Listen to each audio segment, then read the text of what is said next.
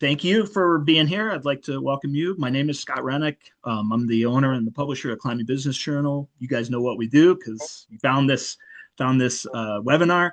We work to uplift and empower and inspire the professionals in this space. I've been working in climbing for 30 years, and I route setting is really has a special place for us. I always say this that our founder, Mountain Health, was a level 5 route setter when we first started 12 years ago.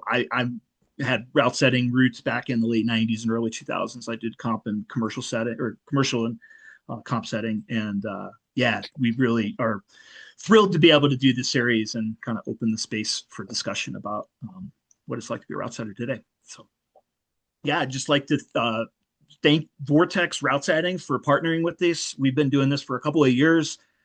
They're awesome.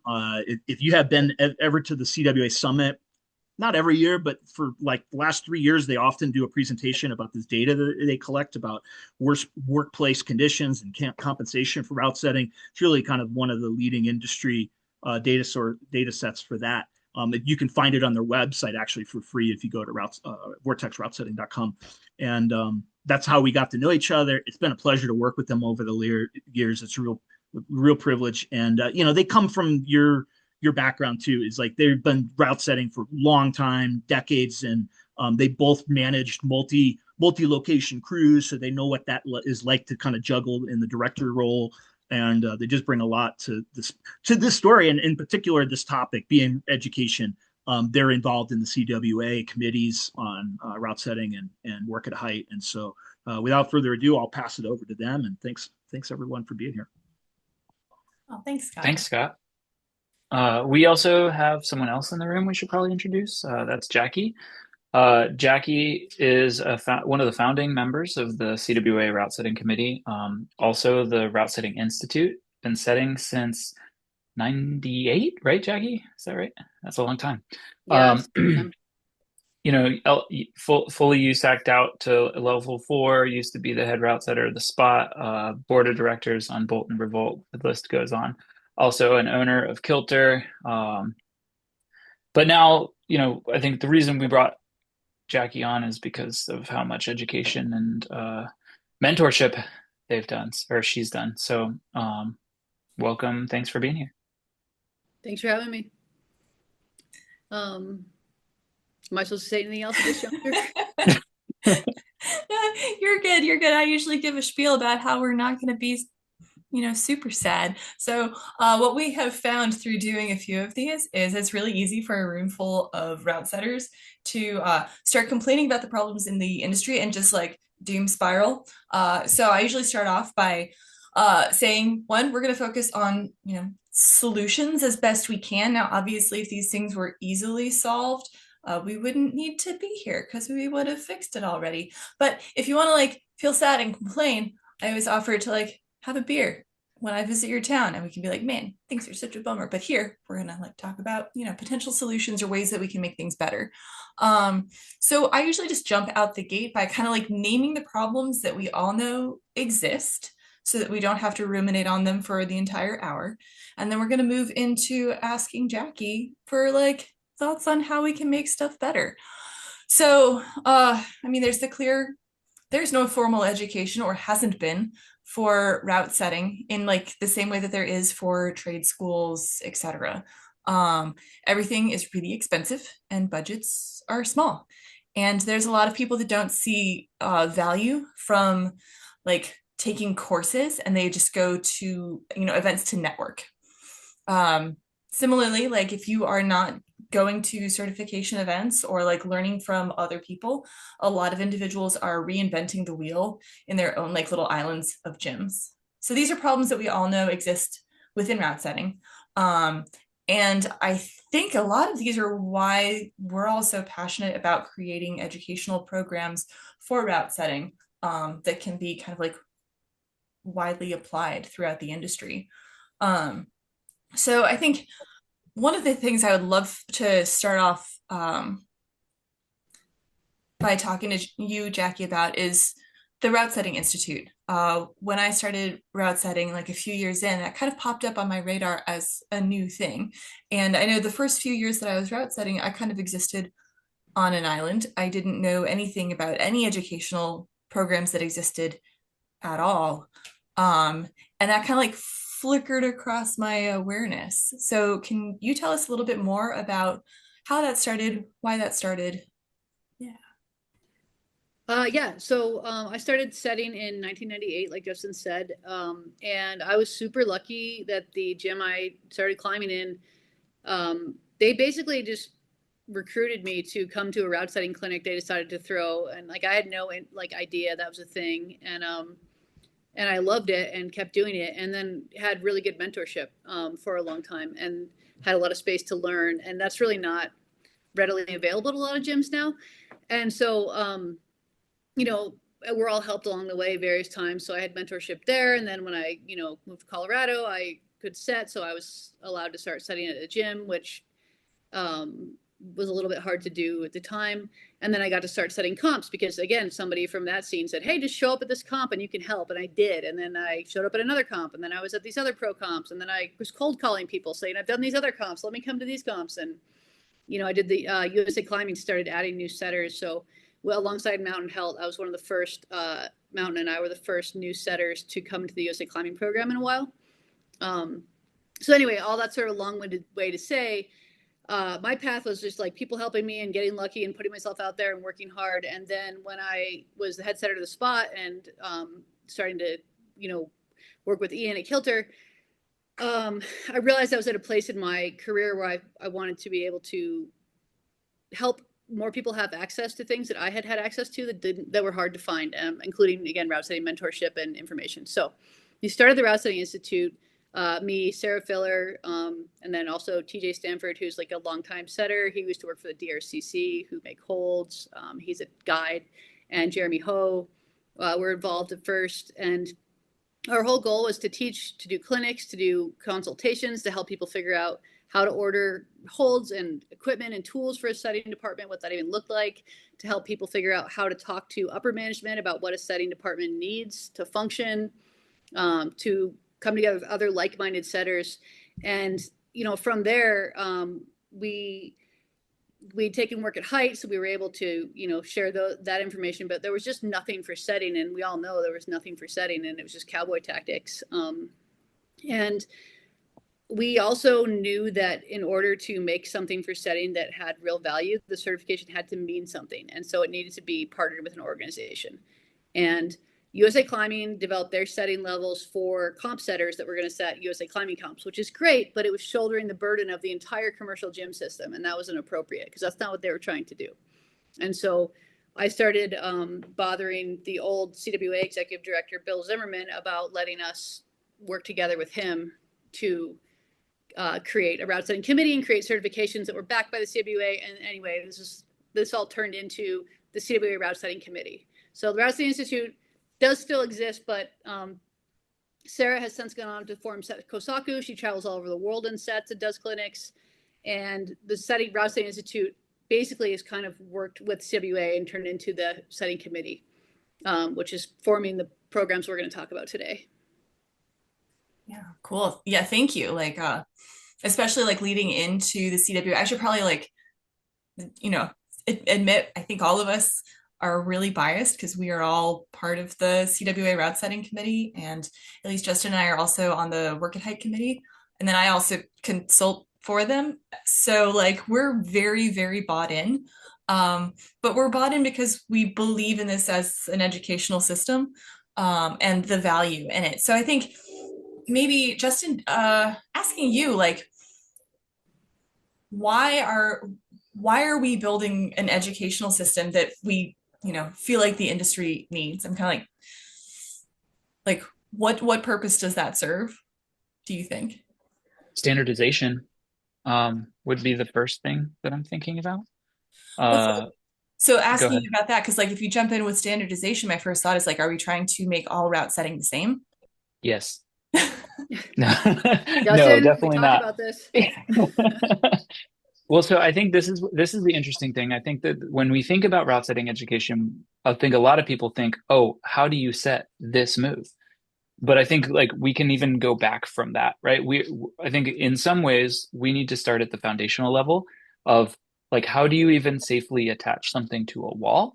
And then how do you work at height, in a facility with these pieces of equipment and things like that? And I think those standards, the CWA is helping put forth, and both with the work at height certification and now this PRS certification, they're working towards sort of standardizing and implementing sort of best practices. And then we take that and we apply, like, how do you use those and set cool movement? That's like layer 2, if that makes sense. Yeah, sorry, go ahead, Jackie. Oh, I was just saying, so the group we're working with the Routesetting Committee, we recruited a bunch of head setters of bigger programs, also some smaller programs, people who've been in the industry a long time, and also a few international setters. And one of those, Peter Zeidelhack, is one of the heads of the education for setting in the DAV in Germany, which is a group that oversees a lot of the gyms. There's 4 main gyms that they run, but they're attached to a bunch of other ones. Peter's been teaching these setting basics from the perspective of what a commercial gyms need for, I don't like to use the word safe, but best practices for the actual active setting, secure attachment. And then to that, we combine that with, our more American, maybe at the time, artistic approach of what's a good climb, what's a fun climb, let's provide this variety, let's make sure we're identifying our customer, user groups and serving them. And so we kind of combine those things, but working with this international group. Part of the goal is to create an international standardized system. So if you're a work at height, if you have an ANSI certification and you want to go wash windows in Malaysia and you say I am ANSI level whatever, they know what that means. It means something. We don't have that in setting at all. So how do we create that? We work together internationally, and we establish, like Justin's saying, best practices and standards. Yeah, I know you touched on a little bit before, Jackie, the USAC certification system, which is incredibly valuable. But when you're working in a commercial facility, maybe you get a high-level USAC setter who is really great at working with people and can build exactly like the commercial program you're looking for. But as you're training those early levels, it gives you tools for setting youth comp movement, which is not the same as what a lot of owners are looking to have in their gyms and what a lot of communities are looking to have in their gyms. But it's really been the only kind of like resume certification level that people can claim as they're applying for positions. So like Justin and Jackie have been talking about, that standard, like measurable, minimum competence, because it doesn't really matter how cool the movement first is if the hold rips off the wall. And then also kind of what you were talking about, Jackie, of the like being able to ask the right questions in order to deliver the right product for a community. So rather than trying to define like, here is good route setting, it's here, how can you ask questions to make something that works for your community? Because every community is different. But ideally, those questions are always kind of the same, like who is the audience and like how difficult does this climb need to be? Yeah. I should say also part of the goal of PRS is to work alongside USA Climbing to provide them with a better quality of candidate for their program. These are people that understand how to use a ladder, they understand how to use the tools, they understand secure attachment, they understand hazard, and they, can, if they want to set comps, then go into the USAC program and learn what USAC wants for their comps, because it's a really specific thing that USAC is really looking for. And that's great for people who want to pursue it, but it's not the only thing. And as commercial gym setters and owners, it does not serve what most of your customers are looking for in the day to day. Yeah, if you think about like what a route setter does, I feel like maybe 90% of that is commercial gym work, and then maybe 10% of it is like competitions, and maybe even some of that percentage is not even USAC sanctioned. It's just community events and stuff like that. And so, making sure that we're hitting the 90%, as well as making sure there's a space for the 10% if people want to go that route. Yeah. Yeah, and I think anybody who's either taken or taught USAC level 1 is familiar. There's usually at least one person who may not have really ever set before, but that's been perceived as the only way to start getting your route setting education. So with the CWA levels, we've introduced that PRS level 1, which is very much, hey, you've never route set before. here is a drill, here are the tools, here's how you attach to the wall, here's how to be responsible on a ladder, and here's how you can start creating some of that fundamental movement. And if people can take those courses to get ready for that, different style of competition setting, hopefully we can avoid having, corded drills at USAC level 1s. Well, yeah. That's what happened at mine. They They got a really long extension cord. Yeah, it was fine. Was it an impactor or a drill? Oh no, it was a proper wrist wrenching. Yeah, knock off a ladder. I think it's also important to note, again, what you were just saying, Fox, for people that are trying to hire for a route setting program and somebody gives you a resume, it's very hard to know what 5 years of experience on a resume actually means. Is it their friend's garage? Is it a university wall? Is it they've only sat on systems boards? Do they actually know what they're doing? And what does that mean for you? So creating a system that, again, has definitive learning outcomes that are checked and assessed and can say this candidate has these skills is going to help all of us. And for all of us that have been doing this a long time, there's a direct entry system in place to not have to go through the 101 and still show you have the skills, and then be able to have these levels to say like, hey, I agree with this information, or I understand this information. I understand why we're doing it this way. If you really are taking the class and you don't agree with something, please talk to us about it, because they are live documents. We are working to create the best standard collectively for our industry, an area where we just don't have one. Well, and having that standard too, like right now, since there isn't that understanding, like 5 years for one person could be drastically different from 5 years from another person. Many hiring managers are relying on like 5 checks and reference checks, and it becomes more and more about who you know and who can vouch for you kind of across the board. And so the more we can have standardized education, the more I think we can lean into accessibility and making it less about who you know. References are always important, but can we just take 2 seconds real quick? Scott kind of undersold himself. Scott's he's owned a gym. He's been a route setter since like the 90s. He started the ABS, literally started the ABS through sweat off his own back, has set tons of events. He's very legitimately in this space, and it's great that he's making space for us to discuss these things and help push them forward. Oh yeah. Classic underselling, Scott. Much love, Jackie. I tend to stick in the background on this thing, but we couldn't talk up your resume enough either. It's we got some real heavy hitters on this call, so I'm going to back up again. Something else I wanted to bring up too, and like this is kind of like future spinning, but I know one of the big topics that came up at the Route Setting Roundtable this last year was insurance. And I know that there are people working to make insurance for freelance and contract route setting a possibility. And having standardized practices is probably going to be a part of that. And so creating these best practices in a way that route setters can say, hey, this is what I know, how I practice my trade. I'm hoping is going to like give some confidence to insurance carriers. CWA works very closely with insurance, with Monument specifically, with their insurance partner, to try to fill these holes and show value that they can reward with. Hopefully, we're hoping to have a program where it actually can affect your rates in a positive way. They're also working hard.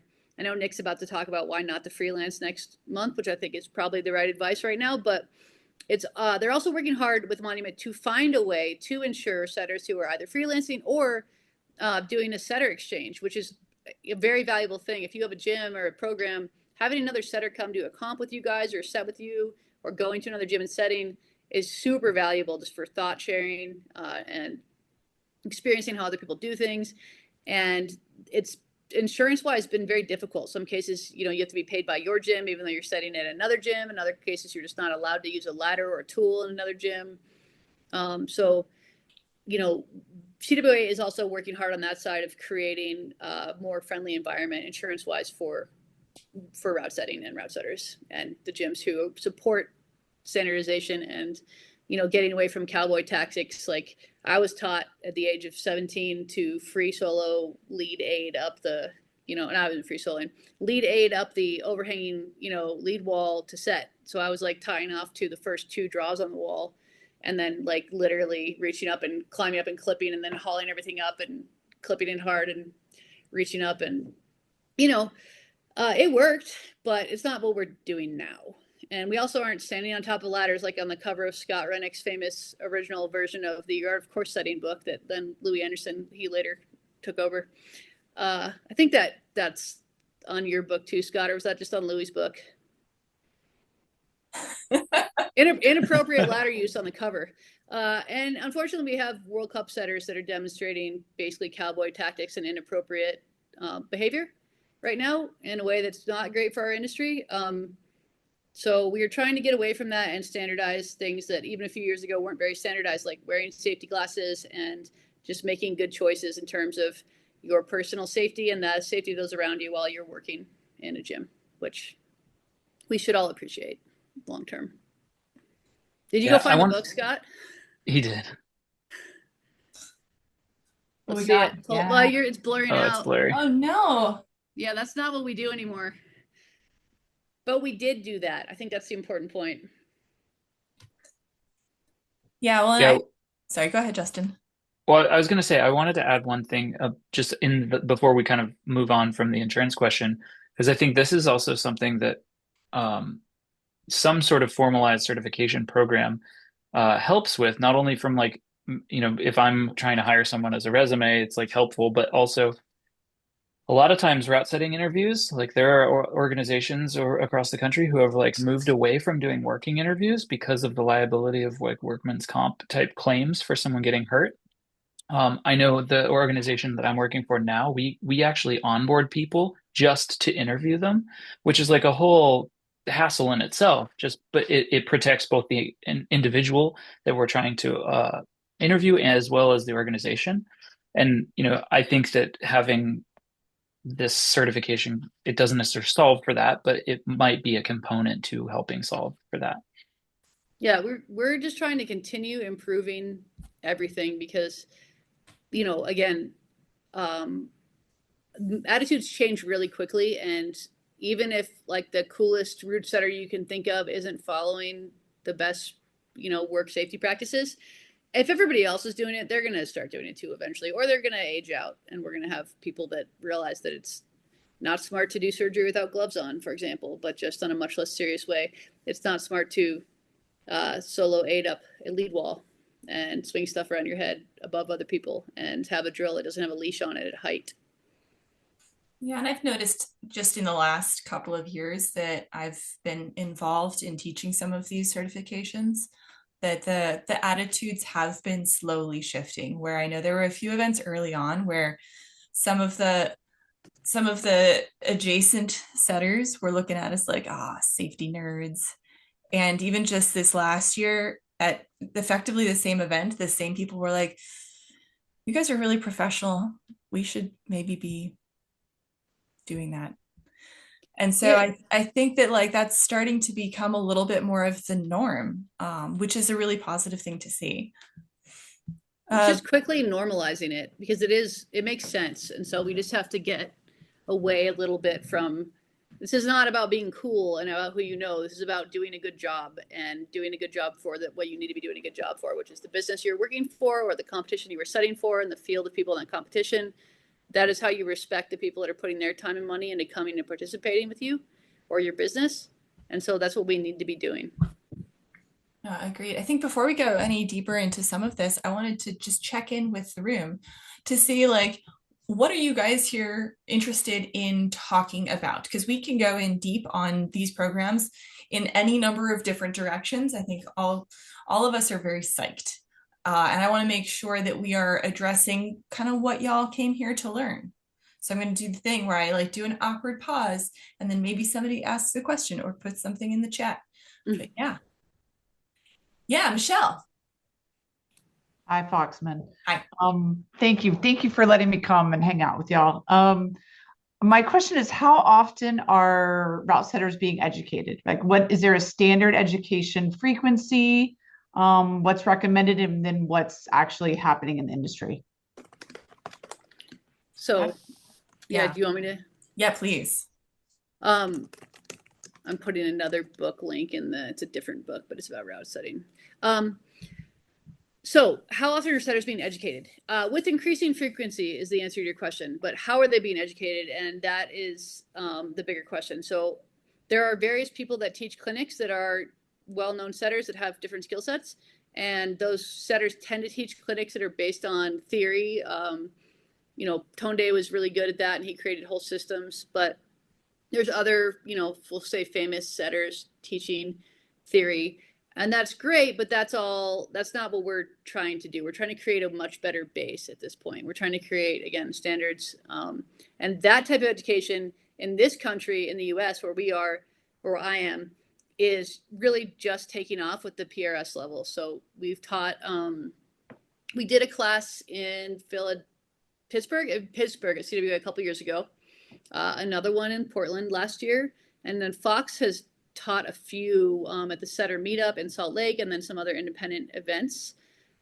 We have the first levels and the direct entry pretty much down, I think, now. So those are good. There's another one in Boulder at the end of the month, I believe. Yeah. Those are available. And the program, so with USA Climbing, you have to have a USA Climbing instructor, and it's kind of like hard to get classes has been people's main complaint with the system, and clear proof the system is overloaded.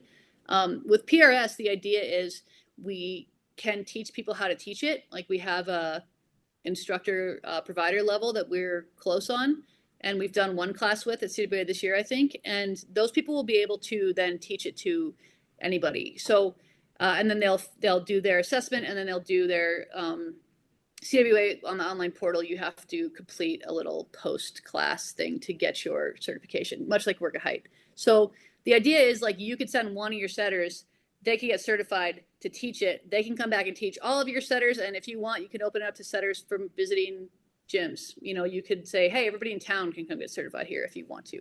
And you can charge for that. So now you can recoup the money that you made. We're trying to make it as affordable as possible. The idea is to get the information out there more than anything. And Fox, you can chime in if you want.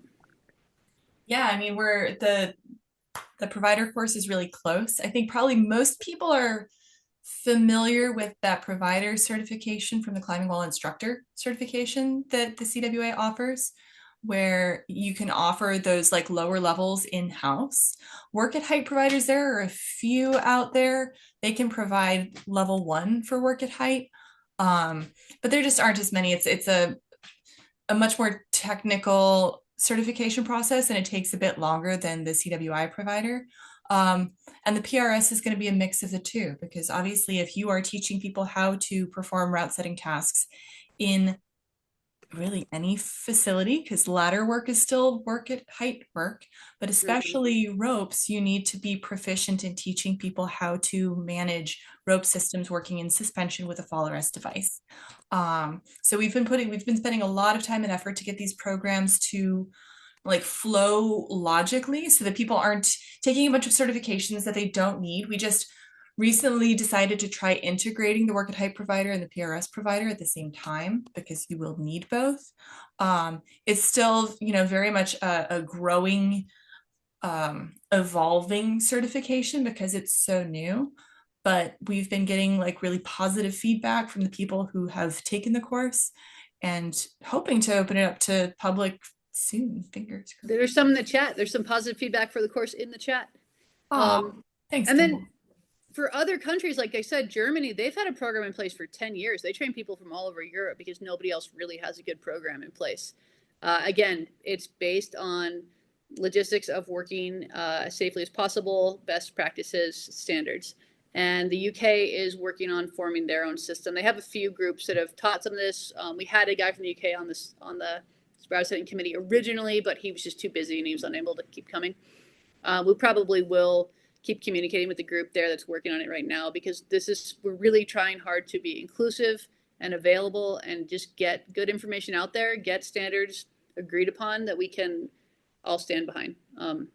Because I don't know if anybody's experienced this themselves, but there have been cases in the US where something happens and now OSHA's involved because we have no standard to point to. So we cannot say, well, this person was up higher on a ladder than 6 feet, but they were over a padded floor and they had a fall zone, and we feel that it was safe for these reasons, or it's standard practice. We didn't have anything to actually point to, and we're working on creating something to point to help protect all of us.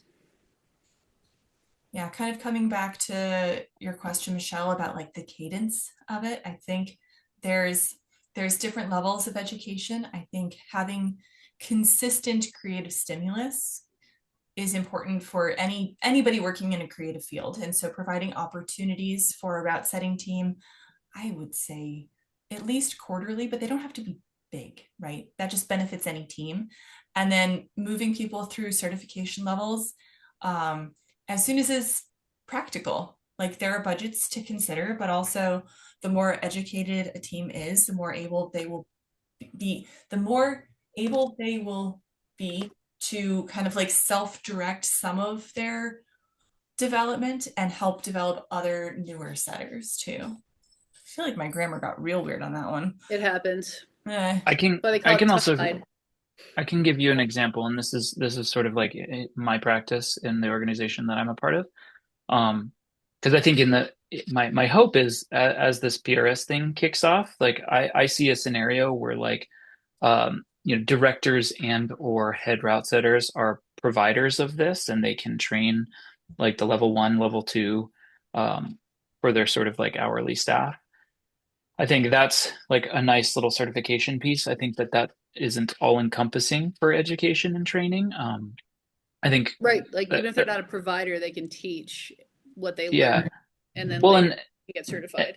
and I think the thing that you mentioned, Fox, is like the creative stimulus is a factor of its own. Like, yes, once they've been trained, they are trained, but like, how do you keep them engaged, and how many dollars do you spend, or how do you allocate those resources to like spark that? And so I know I can speak to what my team is doing currently, and I don't know if it's like great, but it's what we can do.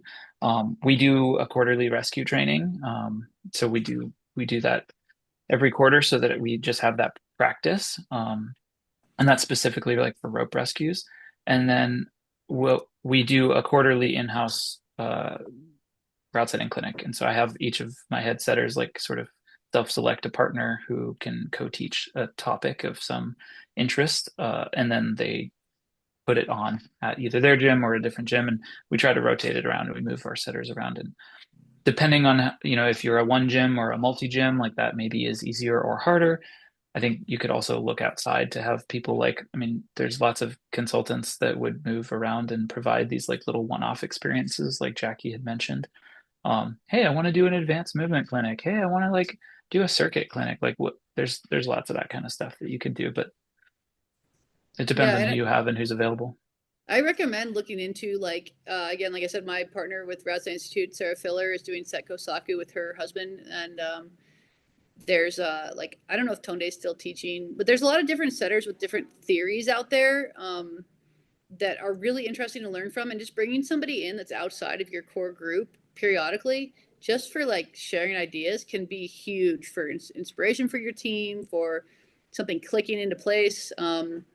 Oh, Tony does teach, but he's expensive. Well, that's fair. He's been doing it a while.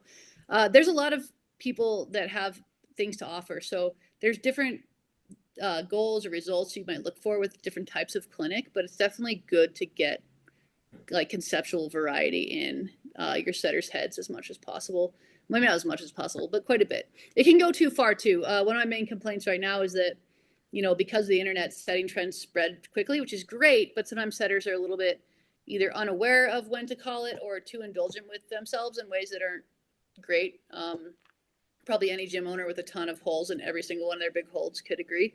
So learning how to use the resources we have as well as we can to create the best product, and also when it's too far and we need to pull back. And those are discussions that, I feel like every setter goes through a lot of stages in setting. I remember them myself, and I used to talk about them, and I'm just in a different stage now because I've been doing it for however long. But you have to make space for people to learn and grow in your program, and identify ways to, again, inspire them, teach them things, help them see when maybe they aren't using the best set of solutions, and what their actual job is, and make sure that they can do their actual job. Well, and that can be a clinic in and of itself, how to actually use your resources in a responsible way. We had somebody in the chat also basically ask some of what we just talked about, which is how to how to train up a team that's fairly green if you don't have somebody experienced in-house. And I think, yeah, sending people to get the formal education certification so that they understand best practices, and then also bringing in those outside voices, because a lot of setters, I think almost every setter I've ever worked with ever is hungry to learn more and expand their own kind of creative vocabulary. And so providing a way to do that, I think, just fills everybody's cup. And you can learn from any level of setter too. People just have different perspectives, and it's really great to see them. Even brand new setters can have crazy, like, interesting perspectives. I got to make a plug here quick. Justin and Foxman offer that service as well through their Vortex Routesetting. So if you've appreciated these conversations, you can reach out. Sorry. Thanks, Scott. Sorry, guys. I'm like plugging Sarah and Pierre, and I like forgot that you guys do that too. They do that too. They're different. That's what I'm saying. I think you should. If people, I know people, gyms are struggling a little bit right now, but if people do have budgets back or stuff like this, I think bringing in somebody external a couple times a year could be a very cool way to like keep your program feeling fresh, or letting your setters go on a trip outside can help. I know I personally have come back from outdoor trips really inspired with a bunch of new ideas, and it is a hard. We all know it's a hard job. It's an interesting job. It's a fun job. Sometimes it's a very tiring job, and sometimes you feel very drained, and sometimes you feel very inspired. And sometimes you have to lay on the floor, and that's okay. And so everything we can do to help setters understand the common experience that we have and what we can do to make the best of it, and to improve the experience that we're giving to our members and our climbers, we should do all that we can. And so using some resources for inspiration is not a bad thing. Yeah, and there's all those different levels of expense to it. Something that we haven't talked about at all yet is having setters just go climb at other gyms for professional development days. Like getting outside is always my personal favorite, because that like fills my cup as a climber. I'm just like excited to move. But also, if we are only existing in our own little creative bubbles, we become these like echo chambers. And so kind of getting a reality check for what other setters are doing. Maybe we like it and agree with it and want to incorporate more of that into our own setting. Maybe we're like, oh, this is trash, I'll never do this. But still, it becomes informative. And that's a very low cost way. A lot of gyms have some sort of reciprocity with other industry professionals. Yeah, it's a labor day, but if it improves your team's ability to like provide a quality product, I think it's definitely worth it. There's another comment in the chat that I want to name, and then as a group maybe we can discuss it. So if we're working at a university wall, like I think what we're talking about a lot is maybe more commercial gym specific. So any recommendations, because if your students are the people who are route setting and they're rotating every 2 years or something like that, like what advice do we have for universities? Yeah, so there's a couple of situations that I've been in that are similar. There's a gym that I regularly go down to that hires, it is a commercial gym, but they hire a lot of university students. And the owner just knows that this is going to be a factor. And he builds in a lot of educational opportunities by bringing in local experienced setters.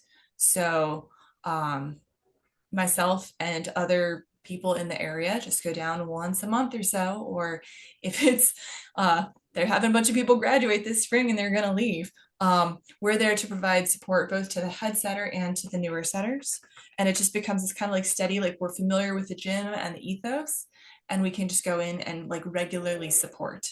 Again, it's a commercial gym, but I think a similar thing can work at a university wall if you have local people that can kind of provide that like steady mentorship. When I was so I was the head setter at Alta for a number of years, and we had somebody local as well who I did a similar thing with. Just he's been setting for nearly 30 years and he's incredible. And if we could just bring him in a couple times a month, everybody benefits, right? I don't know, guys, what else do you think? Well, I've had this question before. I actually had so like at the university here, they do have one person who is in the outdoor program who's sort of the overseer of the wall, and she doesn't leave every 2 years. And so what we talked about with her was, getting her trained so she can teach them the basics of, again, like appropriate work practices and safety, and then and appropriate attachment, secure attachment. And then obviously some of it's going to be, you know, learning about movement, which just kind of happens through learning about movement. And so some of these college walls, they're not going to have probably as high of quality a setting overall as the nearby commercial gym, but they're still super valuable for not only students to get to climb, but also people to learn how to set, which is not while you're in college, but might be something you take away from college. It's a little bit more of a workshop space, right? Because it changes every year or two, because people aren't there with a long-term investment, because it's funded by the school as a whole and not by its member base. So you have just a kind of a different situation. And like Fox was saying, bringing in experienced setters from other places, or if you have somebody like Tori, that you're in this call, maybe you have a way that you or there's somebody else that works in your department who could be the wall supervisor in this way, who can understand the work at height level 1 and the PRS level 1 and convey that information to the students and not have to pay for them to take the class. Because the thing with the certification is, yes, we want people to, you know, it's not that expensive to CWA itself to get the actual cert, but it does certify that you know stuff. We want you to know the information more than we want you to, you know, have the piece of paper that says you know the information. The piece of paper is great. It can be very useful. We want it to be a useful tool for setters and their resumes and for gym owners, but the information is the most important thing. So you need your students to be able to do their job safely as possible. I hate the word safe in this industry. And then, you know, there's another comment in the chat right now from Ange about less skilled climbers can make good setters. And that's completely true, partially because they're still learning. So they're actually learning, and the newer climbers are going to learn alongside them. And that's, you know, potentially more valuable for those newer climbers than somebody who climbs V10 every day, because how are they going to tell the difference between V0 and V1 and V1 and V2? It's very difficult for them, no fault of their own. So, you know, it's not all bad when you have a situation that isn't a commercial gym, but you are going to have to find some other solutions to make sure that your basic needs are being met.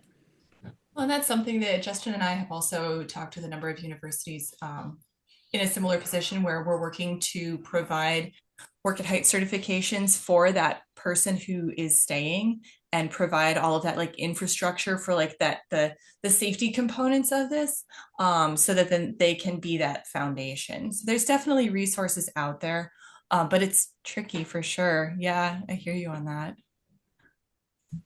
Real quick, just to add to this, even in the commercial side of things, this problem really, really exists. I'm talking to multiple gyms now that I'm in Texas, of all places, where there's no rock climbing within many, many hours. Many gyms train up and have a great head setter and build a great program, and then the head setter graduates and moves on. And talking to gyms in Kansas and all over the place that are dealing with the exact same thing that the university walls. So whether that's using the PRS certification to help pass that knowledge down, to build a system where you're training up setters, and like just like the churn for members, you got to have the churn rolling through with training. 100%.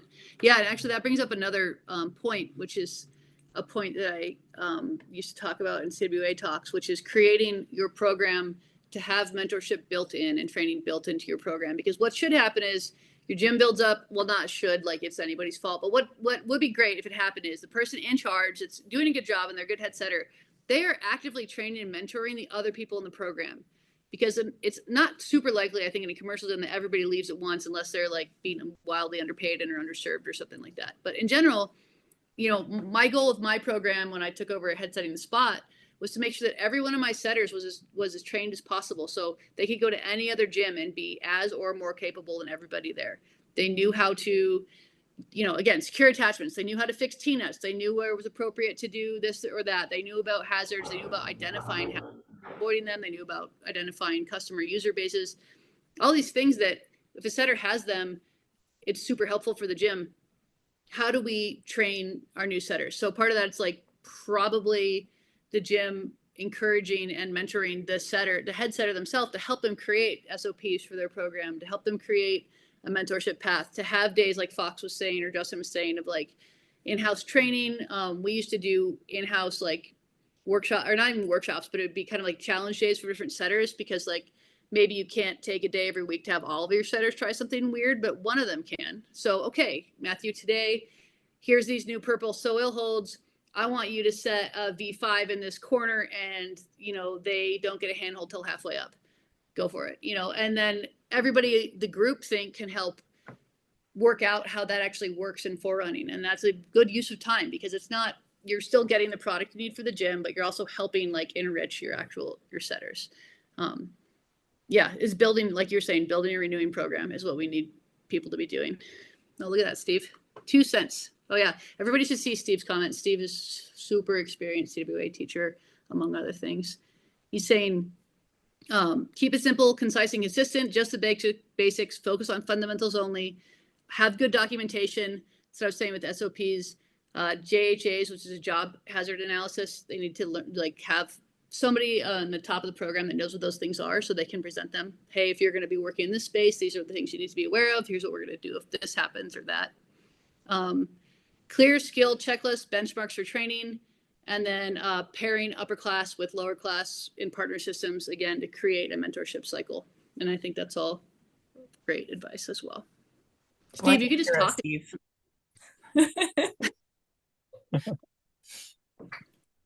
Oh, I had a whole thought process and it just disappeared.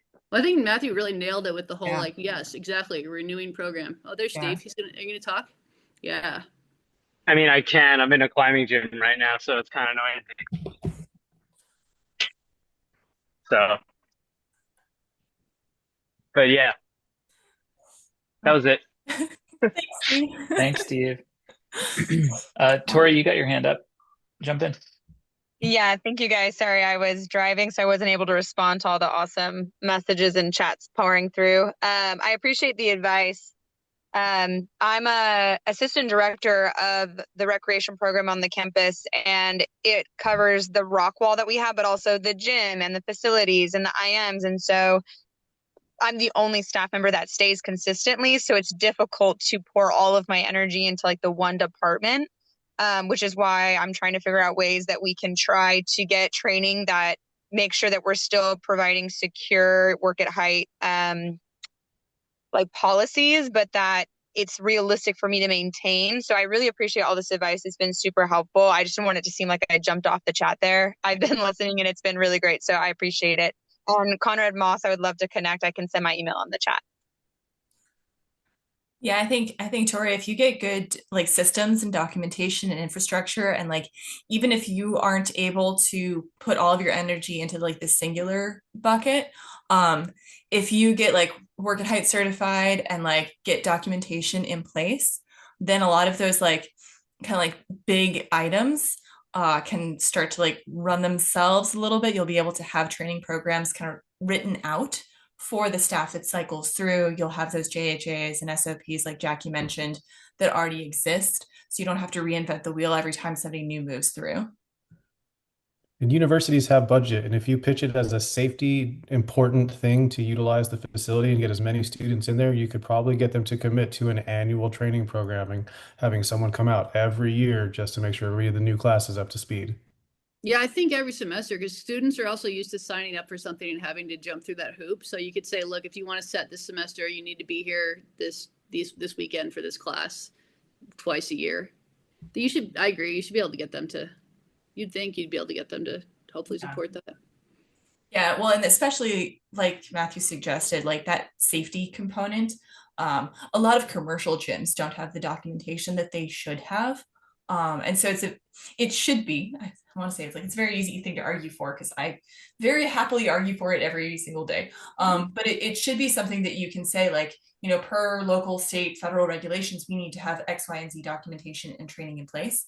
You hopefully can get funding that way. Well, it's part of what the Climbing Wall Industry Association is about, is creating like an association that you could point to, whether it's, again, work at height, it's training for route setting, it's training for coaching, single person instructor, like that it's there to help be that body that you can point to. Just in the same way the CBJ is there to help be the body that you can be like, hey, here's information about the industry. Here is data about the industry. Somebody is collecting it that is doing it in a responsible way. So this is actual information.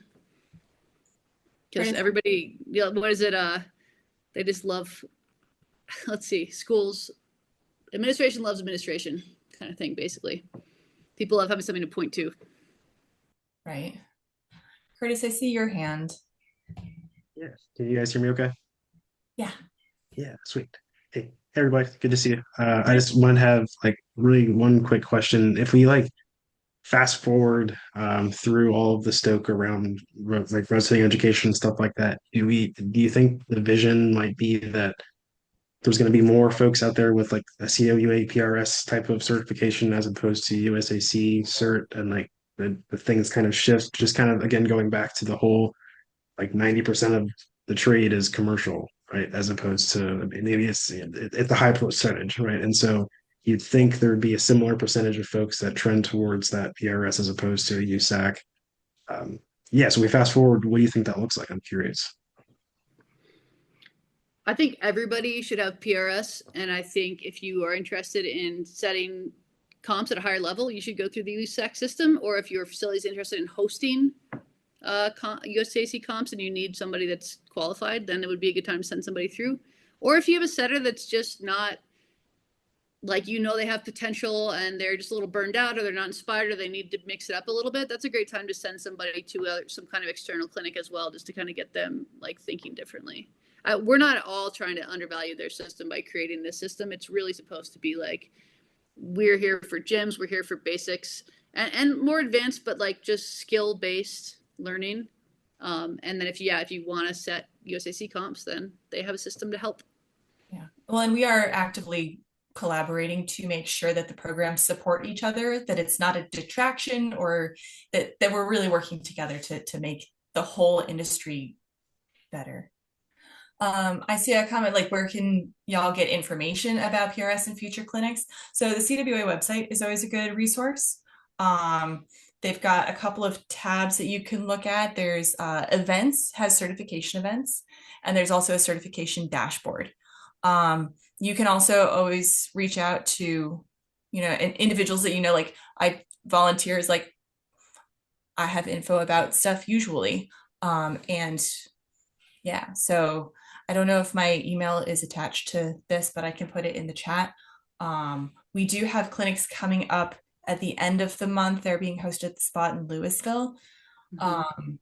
So I dropped links in the chat for both those things. Yeah, Foxman has become our your route setting work height consultant, I think, for CWA. So yeah, she's been really working hard to take the manual that we wrote and the programs we've been building and put them into the online education portal and give them to like create classes and events and teach them. And it's been really awesome. It's really helping push it forward. So, and here, I'm also going to just drop the statement of the standard in here. Yeah, there we go. That last bit is the PRS certification standards document from April 2024. Like I said, these are live documents. We are going to continue updating them, but the goal is something that we can all stand behind. So again, as always, if there's anything in these that you disagree with, please also tell us, because we're trying to create a tool for everybody. We are not trying to force a certain agenda. Yeah, we've been really actively trying to seek out different voices from across like very diverse aspects of the industry, the like small single gyms, the big like mega chains, the like different types of instructors who are doing X, Y, or Z. So we're trying to make something that works for everybody. So any feedback is always welcome. Yeah. Well, we're just about at that hour. Is there any burning question that? There's probably lots of questions still, but yeah, like, is there anything that we can hit in this last minute before we dip out? There's always a pause here for a minute. Y'all think about what you'd like to ask.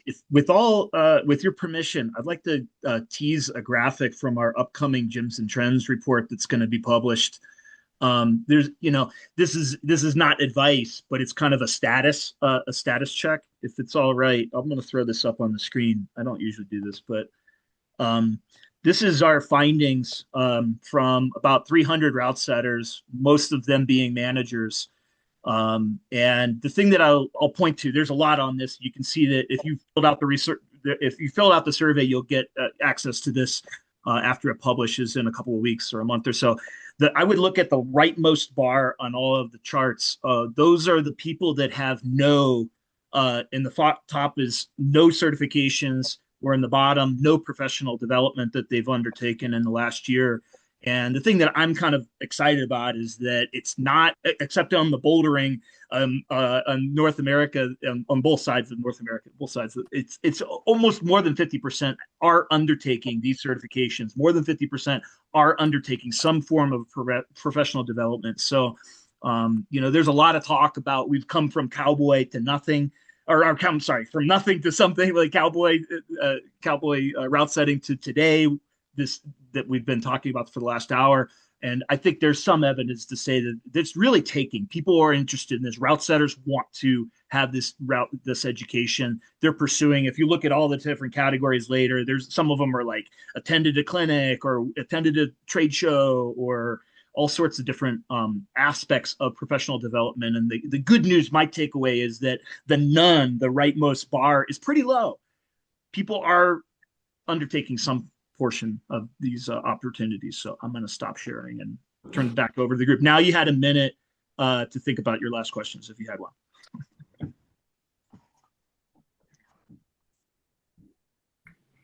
We did it. We solved it.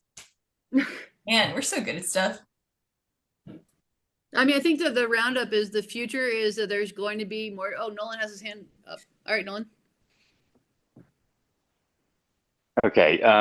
Sorry, I have a kind of a specific question, and this is maybe more related to like insurance claims and things like that. But this is something I've gotten pushback from on the current gym. I'm a head route setter at a small gym on the West Slope, and we've had people reach out because they want to learn from our setting team. And I want to give them that opportunity. But we oftentimes always have this discussion in our meetings of like, hey, what kind of risk are we opening ourselves up to when we're trying to give these people these skills? Mm-hmm. And part of the reason we're unsure of this risk is because there is not examples out there of this going poorly where someone actually gets hurt and there's some sort of claim proven. So I'm just curious if you have any specific guidelines related to risk of injury in the workplace related to like people that are maybe coming on to try and learn some things from a different particular staff. Yeah, this is something that came up pretty heavily within like the route setting roundtable at this year's summit, because I think you're exactly right. There's a lot of uncertainty about it. And different gyms are handling it in different ways, like providing setting clinics with like very specific waivers, not providing setting clinics at all. I don't know if there's any concrete guidance at this point from insurance or CWA that I know of. It seems like something that everybody's kind of like keeping at a little bit of a distance. I will say that I think Garnet and CWA are working hard to be able to provide, and I know he'll have a conversation with you if you reach out to provide as much guidance as they can, and that this is a really evolving situation. Like Justin was saying, they actually hire people on to teach them, just to do a working interview with them for that exact reason, so they can have workman's comp if they get injured, because your concern is extremely legitimate. Something I've been involved in before is we've done clinics where you just get to use hand tools as a way to and set it, floor level basically, or low ladder level. And it begins with a discussion of tools and, ladder safety and is heavily supervised. We did one event at the spot once where we did a setter tryout and kind of in bulk. And I had 8 setters of mine on staff. They did not set a single problem. They were extremely busy all day helping the people that we were trying out, and everyone was exhausted. So I don't know the total solution. I do think that you should consult CWA though for advice, because it is rapidly evolving. Yeah. I can share something as well, Nolan. The organization that I work for created sort of a partnership with another gym sort of nearby that was looking for some direct mentorship, and I know that there was a fairly large ordeal of getting insurance to be open to it. And what ended up happening, I could say for this specific example, was that the route setting staff from the organization I'm working for was not allowed to teach anything Necessarily, like they were like just there to like perform duties as if they were at the organization that I work for. So it was like very specific in what we could and couldn't do. And I imagine if you're looking to cross that bridge, that might be what insurance is also telling you. And so until that landscape changes, it might be hard. But Garnet is an incredible resource for any of those questions. So highly recommend reaching out to him at the CWA. Yeah, I appreciate that you're Okay. trying to create opportunities. Like I said, I mean, I don't think you would pick a kid off the youth team these days and tell him to come to a route setting class and send him up a rope, but that's what happened to me. And I loved it, but we can't do that anymore. So, yeah. Yeah, thank you so much. That's kind of exactly one of those things. This is like a weird parallel with I do rebolting for sport routes outside, and this is another thing in that world where it's such specific rare work that there's never been an accident that we know of someone actually getting hurt rebolting, and so there's never been a claim. So we don't know if it'll actually ever be granted. So it's kind of one of those things that we talk about, and we're always like, hey, is there any examples we can point to? But again, thanks for the resources. Yeah, thanks for coming and thanks for caring. I think that like there's a lot of us out there that do want to see this stuff improve, and so we just need to be creating resources for each other and communicating and you know, again, building the system we want to see. It will be normalized soon enough, and there's always going to be people that aren't going to follow any rules, that are going to make bad choices, and hopefully those people kind of wean themselves out over time, or start to be embarrassed by their choices. Totally. Thank you. All right, y'all. I think we're at about that time. Thank you guys so much. Thank you, Jackie. Thanks for having me. And yeah, thanks everybody for coming. Yeah, if y'all have follow-up questions, we dumped a bunch of info in the chat. Yeah, it's a lot of progress and a lot of moving parts, but it's exciting to see so many people so interested in developing a professional like education space for outsetters. So thanks. That was awesome. Thank you so much. Thanks for having me. Thanks for coming. Yeah. Thanks everybody for being in the room. You'll get an email when the recording is posted, so you can access this later. You can share it with other people that you work with and that you know that might benefit from this. And super thank you for Jackie Foxman and Justin spending your time with us today. So y'all have a good night. For hosting us, Scott. Yeah. Until next month.